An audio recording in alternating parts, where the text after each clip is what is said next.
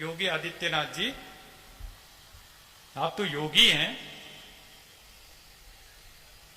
और मुख्यमंत्री भी हैं और आप कह रहे राम का मंदिर बनाना है, तो राम का मंदिर बनाने से पहले पूरे उत्तर प्रदेश में राम के मंदिर तो बंद कर दो।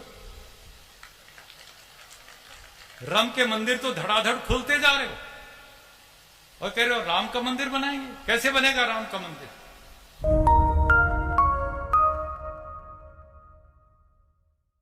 हमारे भी टेक बोले तुम्हें क्या चाहिए? बोले हमको तो मंदिर चाहिए, राम मंदिर। कहां चाहिए? अयोध्या में। बोले हाँ मैं लगवा देता हूं। उसी राजीव गांधी ने अपने एक मिनिस्टर को भेजा, जाओ फैजाबाद की कोर्ट में अर्जी दो। सुबह 10 बजे अर्जी देते हैं, 4 बजे फैसला आ जाता है, 7 बजे मंदिर के दरवाजे, मस्जिद में मूर्ति के दरवाजे खुल जाते हैं, पूजा पाठ होने लगता है, टेलीविजन दूरदर्शन दिखाने लगता है। अरे एक दिन में फैसला जो इतने सालों से रुका पड़ा था। फिर भेजते हैं बूटा सिंह गृह मंत्री को, जाओ नींव रख दो, संगे बुनियाद, मंदिर बनना शुरू हो जाए, हिंदू भी खुश हो जाएंगे। अरे ये कौन सा नाटक हो गया भाई? प्रधानमंत्री का यही काम रह गया? बेरोजगारी मिटाओ, सबको बच्चों को एक जैसी पढ़ाई का इंतजाम करो, सब बीमार को एक जैसी दवाई का इंतजाम करो। तुम्हें क्या पड़ा हुआ है कि मंदिर चाहिए कि मस्जिद चाहिए? बोले नहीं नहीं नहीं, हम इसका भी कर देते हैं, सबकी वोटें बटोर लेंगे, आराम से बटोर लो, वोट बैंक बना लो। तो बूटा सिंह ने जाके संगे बुनियाद रख दी और कहा यहां से मंदिर बनेगा, इतना बढ़िया बनेगा, ये है वो है। आडवाणी जी ने रथ यात्रा निकाली, मंडल कमीशन वीपी सिंह ने लागू किया था पिछड़ों के लिए आरक्षण की बात।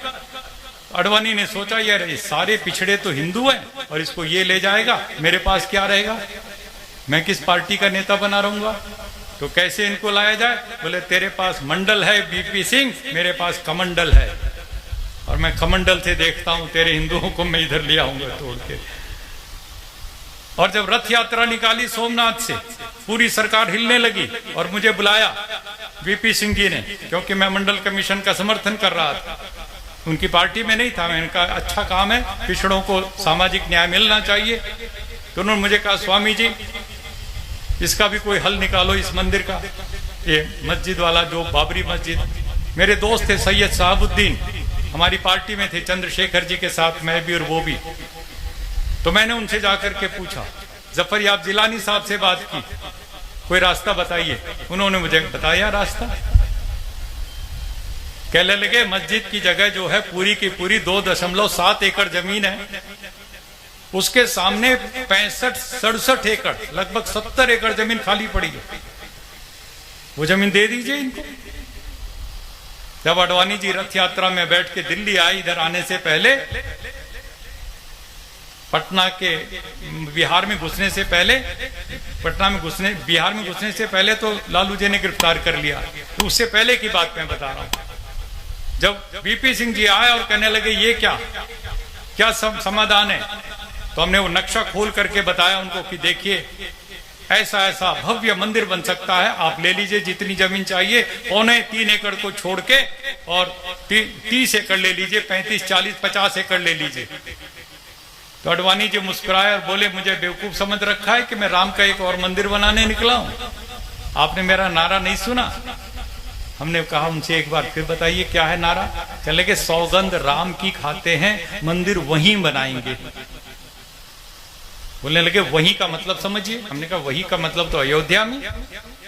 बोले ना, वहीं का मतलब है वो जो बाबरी मस्जिद है उसके बीचों बीच में 4 फुट बाई 4 फुट का जो मिंबर होता है जिस पे खड़ा होके इमाम खुतबा करता है, वहीं ठीक उसी जगह पर राम जी पैदा हुए, रामलला उसी।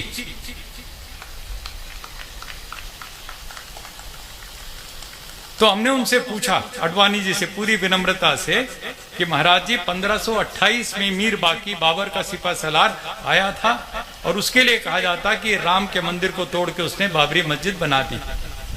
1528 में आडवाणी जी, न आप थे न मैं था न कोई था, लेकिन राम का सबसे बड़ा भक्त दुनिया में तुलसीदास उसी सरयू के तट पर बैठ करके रामचरितमानस लिख रहा था, दोहावली विनय पत्रिका लिख रहा था। उसकी एक दोहा, एक चौपाई कहीं भी मुझे दिखा दो जिसमें तुलसीदास ने ये लिखा हो कि मेरे भव्य आराध्य देव राम के मंदिर को तोड़ के मस्जिद बनाई गई। कहीं नहीं, एक शब्द नहीं। तुलसीदास को नहीं दिखाई पड़ा, अडवाणी जी को दिख गया।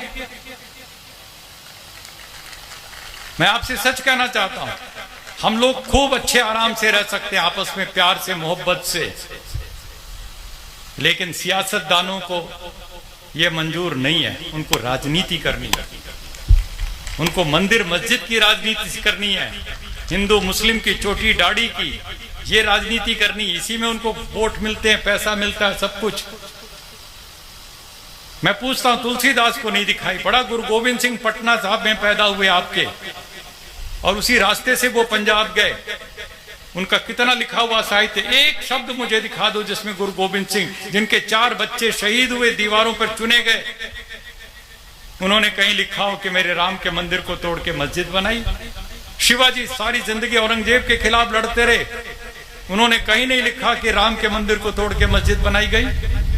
स्वामी दयानंद सरस्वती फैजाबाद में खड़े होकर के ईसाई मुसलमान सबसे शास्त्रार्थ करते थे, लेकिन कहीं भी उन्होंने नहीं लिखा सत्यार्थ प्रकाश ऋग्वेदादि भाष्य भूमिका या कहीं भी कि राम के मंदिर को तोड़ के मस्जिद बनाई गई।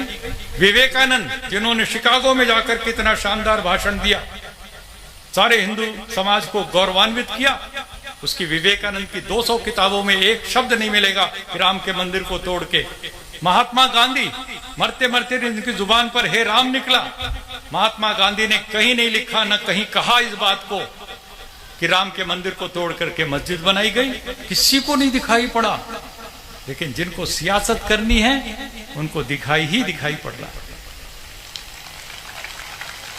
ये गंदी सियासत, ये सांप्रदायिकता की राजनीति यदि हम और आप मिलकर के बंद नहीं करेंगे, जो बात अभी कह रहे थे लोकेश मुनि जी, ये तो लड़ा करके अपनी गद्दी पक्की करना चाहेंगे। तुम्हें और हमें ये सावधान रहने की जरूरत है कि हम इनकी चालाकियों में नहीं आएंगे। ये लड़ाना चाहते हैं, हमें बांटना चाहते हैं, हमें तोड़ना चाहते हैं अंदर से। इनका कोई लेना देना नहीं किसी राम से या किसी से। मैंने तो योगी आदित्यनाथ जी से अभी लखनऊ की बहुत बड़ी रैली में मैंने खड़े होकर के पूछा, 50,000 की भीड़ में, मैंने कहा योगी आदित्यनाथ जी, आप तो योगी हैं और मुख्यमंत्री भी हैं, और आप कह रहे राम का मंदिर बनाना है, तो राम का मंदिर बनाने से पहले पूरे उत्तर प्रदेश में रम के मंदिर तो बंद कर दो। राम के मंदिर तो धड़ाधड़ खुलते जा रहे हो और कह रहे हो राम का मंदिर बनाएंगे। कैसे बनेगा राम का मंदिर? तो ये सारी की सारी चीजों को यदि हम और आप मिलकर के ईमानदारी से सोचेंगे, कुछ करने का जज्बा लेकर के आगे चलेंगे, और उसके लिए हमें अहद करना पड़ेगा। अगर हो सके तो अब कोई शम्मा जलाइए, अगर हो सके तो अब कोई शम्मा जलाइए, इस दौरे सियासत का अंधेरा मिटाइए। बस कीजिए आकाश में नारे उछालना, ये जंग है, इस जंग में ताकत लगाइए।